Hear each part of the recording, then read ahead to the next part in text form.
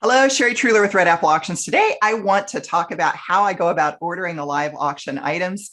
I did this video once already. It was like over 20 minutes long. I'm cutting a lot out, but I'm going to try to give you the basics because if you are responsible for doing this in your organization, then this will be helpful. Perhaps you have, for instance, a volunteer auctioneer, a gregarious board member, something like that.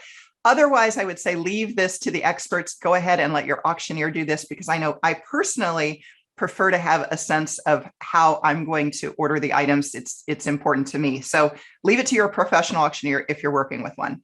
Okay, first off, I have visited with the client about all the items. I have a pretty good sense of where things are going to land, like what's going to sell for the most money. Is this board member in the room? Is this, if the board member is the donor, is this a new item? Those sorts of things. So with that information, then I kind of start the process. And I like to start with what is going to be the highest seller of the auction. What we think is going to be the highest seller of the auction. Very often it's a trip. Sometimes it's a trip/experience, but we generally think that if an audience member could choose any item in the live auction, this is the item they would choose.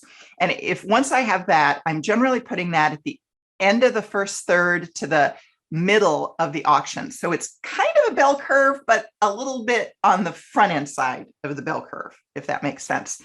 And because that is oftentimes a trip or an experience, there is usually a secondary item that is going to be like, if you can't get this one, you would probably choose this other item.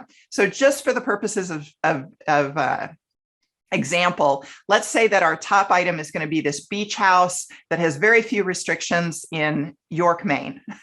And we also have a really nice condo in Colorado, but that has more restrictions and maybe it's not quite as big as the other one. It's just not quite as nice as what we think the York, Maine is going to be.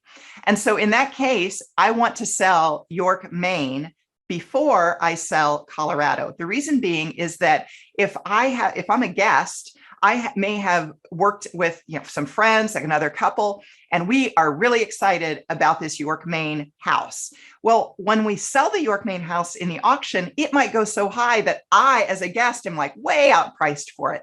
But you know what? My friends and I could go to Colorado instead. So we can take that money that we were trying to get Maine for, didn't get it, got outbid, went too high, and instead we bid on Colorado. If I put Colorado before York, Maine, then nobody in the crowd is going to really bid as much because they're still holding out for York, Maine. They're hoping they can get York, Maine, and they won't bid as high on Colorado. So that's the first thing, is you want to have kind of your highlight item, but then have another juicy item after that. Now, when I say after that, I don't mean immediately after that, although in a small auction, I suppose it could be.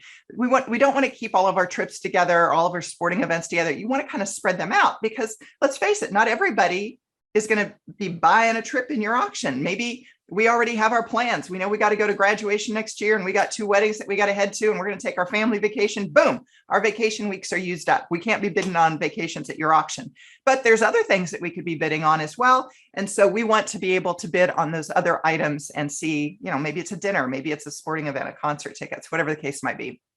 So spread them out. Another thing that I like to look at, I got to read this. What do I have here? Oh, is it a new item? So if it's a brand new item, crowd has never seen it before. Very often, I like to put those in the front of the auction.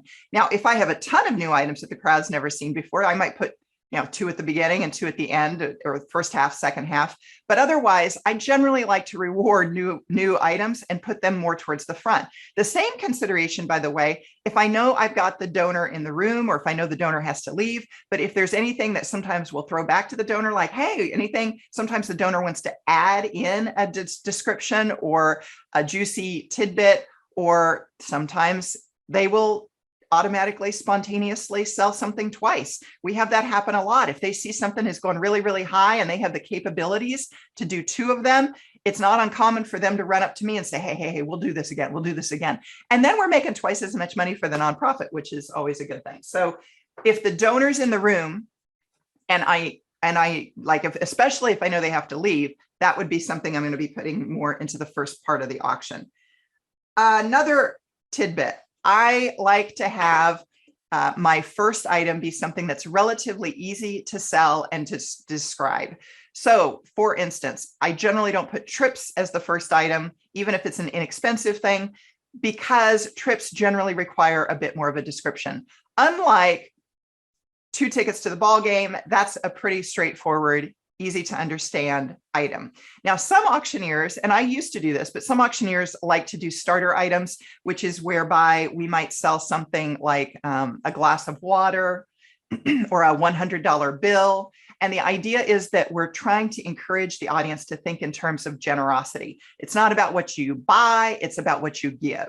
And so we'll use these starter items as just kind of a way to get the audience going. And I don't mind doing that, but most of my clients nowadays, we are on such a tight time frame that if I'm going to take 3 to 4 minutes to sell an item, I really want it to be something that's impactful. And not that you can't make some serious money on some of the starter items, because they have gone high, but they're less likely to go extremely high as a typical item. And so I don't use those as much, but it might work for you. So I mentioned that because of it. What else? Oh, doubles. I don't like to start with doubles, or if you've got a secret second, meaning that you've got something that you know you can sell twice. This comes down to psychology again, very similar to what I was talking about before, where the first most exciting item shouldn't be like, at the end. We want it kind of more at the middle. Well, in the case of an item that you can sell 2 of, I don't like to start my auction with that, because I don't want anybody in the audience thinking, oh, wait a second, she's able to sell some of these multiple times. Well, I don't think I want to bid too aggressively, because maybe I can get this for a little less. Again, we're trying to get people to be generous. And so from that standpoint, I don't want them to know that I've got doubles of some items, or sometimes we can sell it twice if it goes beyond a certain price point. I'd rather tuck those in a little bit later if possible, so that they are not immediately thinking that they can get a deal. Another suggestion, when I am selling something in an unusual way, for instance, maybe we have a frenzy or a sweep, or selling by the seat. That might be something that you're familiar with. So we have a dinner, we have a party, we've got something going on, a poker game, and we're going to sell 20 seats at $100. The game is happening August 14th. I describe that and I say, if you want to go for $100, raise your bid paddle. I'll call on you, call out your number, and you tell me how many seats you are buying at the table for that date. Well, that's a different type of a sale. We're selling that in a different way in order to make more money. It's not going to one buyer, it's going to multiple buyers, anybody who wants to pay $100. So in that sense, because it involves more people, I tend to drop those in when I feel like the audience needs to be brought back together again. So in a long auction, for instance, that might be dropped in at item 20 because we got 30 items. But in a shorter auction, 9, 10, 7 items, I might go item 7, 6, if it's 10 items, somewhere in there. I'm trying to tuck that in anywhere where I think, oh, I'm going to bring people back together again. That's a guideline that I follow. Oh, big trips. I should have mentioned this earlier. So if we have like a huge beach house, chances are that's going to go more towards the end of the auction. And some of that is because I'm going to try to give people time to coordinate. Great example of this at a recent school auction. We had a gorgeous beach house that got donated the Thursday before the Saturday auction.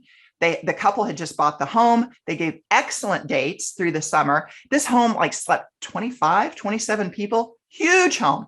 So normally when you have something like that, you really want to market that so people have a chance to talk to their extended family, coordinate with other families, couples, and so forth. And in this case, we were pretty much going in that night and people were learning about this that night. So in an example like that, we had 2 bidders, 2 tables that were bidding on this. The table on the left-hand side, those folks were all kind of leaning in. I could tell that they were bidding on this together. And meanwhile, we had a table over here on the right. There were 3 guys sitting at it, maybe 1 woman too, but there was just 1 man at that table who was bidding on this package. And finally he dropped out. And I was over at the table trying to sell it. And he's like, I'm on my own here. I'm on my own. He wasn't bidding with anyone. And when you're starting to get close to, I don't know, a $10,000 sale, he's starting to get a little worried and I can see it. He doesn't want to spend that kind of money on this house, as great as it is, and then go home and be told, yo, what were you thinking? All of our vacation is sucked up next year. We can't use this. What were you thinking? You want to have your ducks in a row if you're bidding that kind of money. table on the left, they had kind of coordinated. They were bidding on this together. So as the price increased, they'd lean in. They were like, yeah, you want to go another 250? You want to go another 500? A lot easier for them to go high with those numbers than the lone wolf over here on the right-hand side, who's like, I don't think I better get stuck with this. I could see a problem later on. This is a fight brewing in the house back home. So in those cases, if you are able to market those in advance, it's really important. And if not, sell it more towards the end. So people that are listening to the auction throughout, they can be reading ahead and they read that description. They're like, oh my gosh, this is a big home. What do you guys think? Hey, when she gets ready to sell this, would you be interested in bidding on this together? Just gives a little bit more time if you can't pre-market it. So that's another tip as well. I think that's some key things to consider. Again, leave it to professionals if you can, but if you're doing it yourself, those are some of the considerations, the guidelines that I like to think about. If you're looking for auction item ideas, head over to the website. My auction item guide is fresh every year. Top 100 items I sold above value in the auctions I worked around the country last year. And whatever service you happen to be watching me on right now, if you want to subscribe, I send out new videos about every 2 weeks. As always, good luck to you in your auction.